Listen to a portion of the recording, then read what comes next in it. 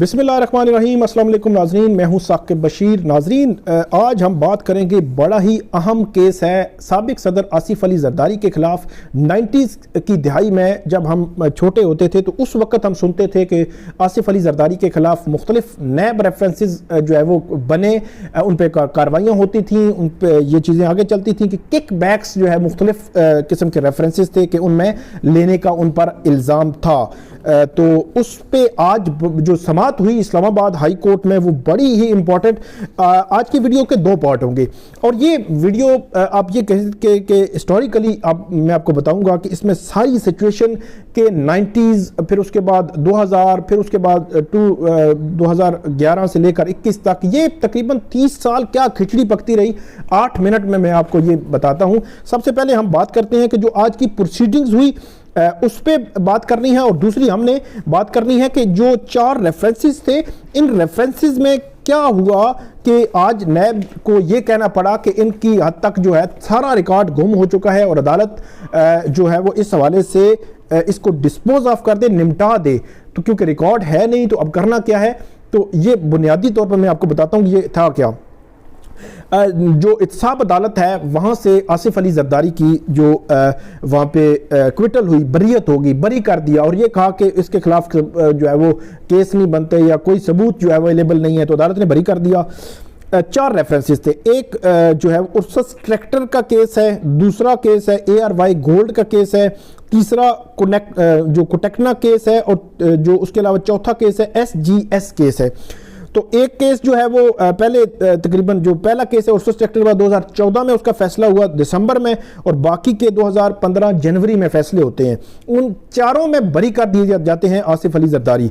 अच्छा, इसमें Ursus tractor का जो केस था वो 2001 में रेफरेंस बना, जो ARY गोल्ड का 2000 में रेफरेंस बना, उसके बाद कोटेक्ना केस का 2001 में रेफरेंस बना, उसके अलावा SGS इसका जो केस था ये 2001 में इसका रेफरेंस बना। मतलब 3 के रेफरेंसेस 2001 में और एक का 2000 में रेफरेंस बना, आज से 20-21 साल कबल। अब नैब ये लिखती है कि हमने छानबीन इसकी शुरू की। पहले मैं आपको इसकी डिटेल्स ही बता दें, नैब ने जो एप्लीकेशन दायर की वो बताता हूँ, उसके बाद प्रोसीडिंग्स बड़ी अहम है वो भी बताता हूँ। नैब ने एक दरख्वास्त में लिखा है कि जो चेयरमैन नैब हैं उन्होंने एक कमेटी कॉन्स्टिट्यूट की कि इन तमाम मामलात को देखे कि इसमें क्या है इन सारे केसेस में जो चारों जो अपीलें हैं, क्योंकि ये 2014 और 2015 में ये अपीलें नैब दायर करता है इस्लामाबाद हाई कोर्ट में, और आज 2021 तक जो है इस पर नोटिस नहीं हुए। तकरीबन 7 से 8 समातें हुई, नैब कभी रिकॉर्ड पेश नहीं कर सका, कभी अदालत को बताया नहीं। लेकिन पहली दफ़ा आज जो है वो नैब ने ये सारी चीज़ें सामने रखी और अदालत बड़ी गुस्से में हुई कि आपने वक्त ज़ाया किया है इतना। तो नैब ने दरख्वास्त में क्या लिखा है पहले इस पे बात करते हैं। नैब ने ये लिखा है कि 3 दिसंबर को हमारी मीटिंग हुई और हमने इसका जो रिव्यू किया इन अपील्स को, जो आसिफ अली जरदारी की बरीयत के खिलाफ नैब की अपील्स थी। अच्छा, इसमें उन्होंने लिखा जी कि जो अक्यूज्ड हैं उन्होंने उनको एक्विट किया। जो नैब कोर्ट थी उनके खिलाफ जो प्रोसीडिंग्स थी वो मतलब चलती रही। इसमें उनकी जानिब से ये कहा गया कि जो रजिस्ट्रार हैं लाहौर हाई कोर्ट के और रजिस्ट्रार हैं इस्लामाबाद हाई कोर्ट के, उन्होंने ये कहा कि इन रेफरेंसेस में जो रिकॉर्ड है वो कहीं से नहीं मिल रहा। मुख्तसर में बताऊं अगर तो नैब court, Islamabad high court, Lahore high court, supreme court, नैब, कहाँ पे है रिकॉर्ड कुछ पता नहीं, ये आज बताया गया है। और ये मेरे ख्याल में बड़ी अजीब सिचुएशन है कि रिकॉर्ड ही ओरिजिनल रिकॉर्ड ही सिरे से गायब हो गया है।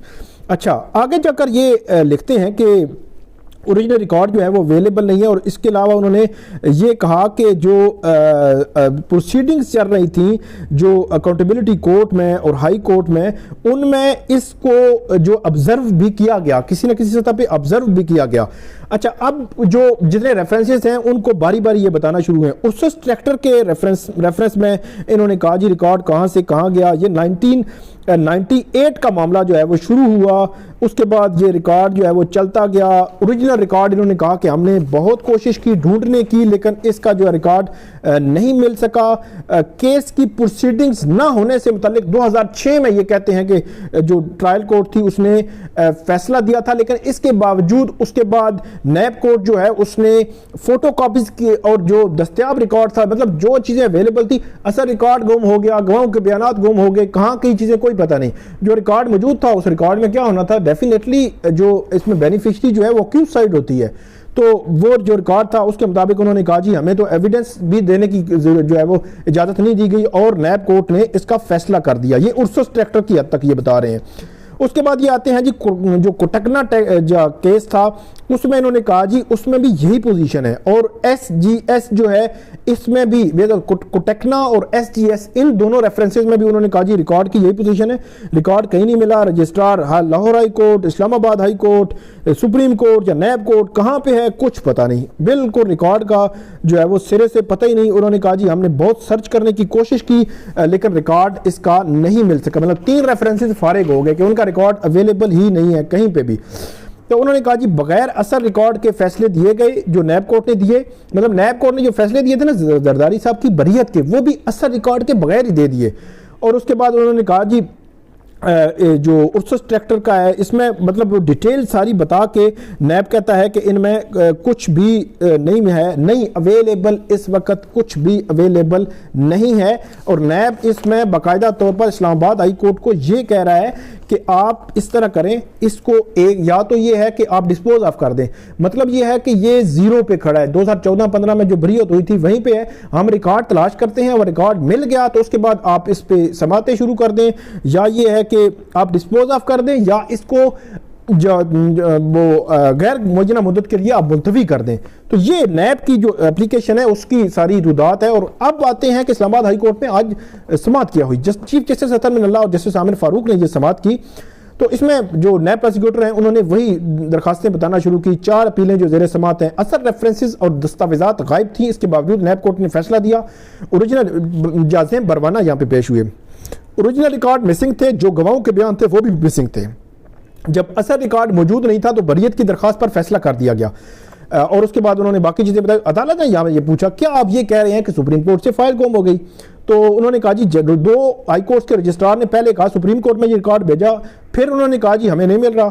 اس کے بعد نیب پروسیکیوٹر سے چیف جسٹس نے پوچھا کہاں سے یہ ریکارڈ گم ہوا؟ تو انہوں نے کہا لاہور ہائی کورٹ احتساب بینچ سے سپریم کورٹ ریکارڈ گیا تھا. اس کے بعد احتساب عدالت کی آبزرویشن بہت عام ہے، انہوں نے کہا جی اب بریت کے حوالے سے درخواست میں وہ پڑھی جائے. اچھا یہاں پہ جسٹس عامر فاروق نے پوچھا آخری دفعہ ریکارڈ کہاں پہ دیکھا گیا تھا؟ تو انہوں نے کہا جی آخری دفعہ ریکارڈ کہاں پہ دیکھا گیا اس کا کچھ معلوم نہیں. آخری دفعہ اس کے بعد یہ کہتے ہیں یہ چیز طے ہو گئی کہ ریکارڈ مسنگ ہے. اس کے بعد عدالت نے کہا کہ نیا ریکارڈ بھی بنایا جا سکتا ہے. تو اب انہوں نے کہا جی نیا ریکارڈ بنانا ہے تو پھر اس کو ڈسپوز آف کر دیں. تو عدالت نے کہا کہ آپ کے تفتیشی افسر نے خود کورٹ میں کہا تھا کہ نہ کوئی بینک اکاؤنٹ ہے نہ کوئی کچھ اور ہے، اس بنیاد پر بریت ہوئی، مطلب آصف علی زرداری کا. تو اس کے بعد چیف جسٹس عامر فاروق نے یہی ریمارکس دیے. 2014 سے آج 7 سال ہو گئے ہیں آپ کی اپیلیں یہاں پر زیر التوا ہیں. چیف جسٹس نے کہا آپ پر سیاسی انجینئرنگ کا الزام ہے، نیب کو مخاطب کر کے کہا، اور ہم نیب کو کیوں جو ہے وہ ذمہ دار نہ ٹھہرائیں، آپ نے ہمارا وقت ضائع کیا ہے، اگر غلطی ہوئی ہے تو ہم اس وقت کے چیئرمین نیب کو اکاؤنٹیبل ہونا چاہیے. اس کے بعد عدالت نے کہا کہ اکانومی آپ کے ایکٹ سے متاثر ہوتی ہے، اگر فیئر نہیں ہے تو آپ کیس نہیں بنا سکتے، تو پھر عدالتوں پر چیزیں آپ ڈال دیتے ہیں. اس کے بعد چیف جسٹس نے یہ بھی کہا کہ آپ نے خود ٹرائل کرایا، اس عدالت کا کیا قصور ہے، نہ کوئی ڈاکومنٹ لا سکے. جسٹس عامر فاروق نے کہا کہ آپ نے نیب کورٹ میں کہا ہوا ہے کہ جو ریکارڈ دستیاب ہے اس پر دلائل دیں گے. اور اس پر چیف جسٹس نے کہا نیب آرڈیننس میں کہاں لکھا ہے کہ آپ جب کوئی غلط ریفرنس دائر کریں گے تو آپ کے خلاف کارروائی ہوگی. اس کے علاوہ آپ کو دیکھنا چاہیے کہ ریکارڈ آپ کے پاس ہے یا نہیں ہے، آپ لوگوں کو ڈیفیم نہیں کر سکتے. مجھے ابھی تک یہ سمجھ نہیں آیا کہ آپ چاہتے کیا ہیں. جسٹس عامر فاروق نے نیب پروسیکیوٹر سے کہا، انہوں نے کہا جی ہماری اپیلیں ڈسپوز آف کر دیں، نمٹا دیں، مطلب جیسی ہیں وہ وہیں پہ پڑی رہیں یا غیر معینہ مدت کی ملتوی کر دیں. مطلب کچھ بھی نہیں ہوا 2014-15 سے لے کر 7 سال میں. تو چیف جسٹس نے کہا پروسیکیوٹر جنرل کے سامنے یہ معاملہ رکھیں، اگر آپ کے ایک لوٹس سے لوگوں کی زندگیوں پہ اثرات ہوتے ہیں.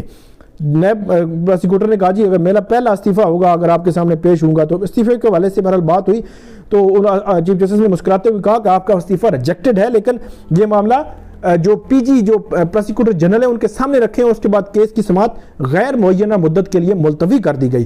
تو یہ بڑا امپورٹنٹ کیس تھا، بڑا ہسٹوریکل چیزیں ہیں، تو یہ امید ہے آپ کو پسند آئے گی. اب نیکسٹ جو بھی اس کیس میں ہوگا وہ بھی آپ کے سامنے رکھیں گے. تب تک اجازت دیجیے، فیڈ بیک ضرور دیجیے گا، کامنٹ ضرور کیجیے گا. بہت شکریہ.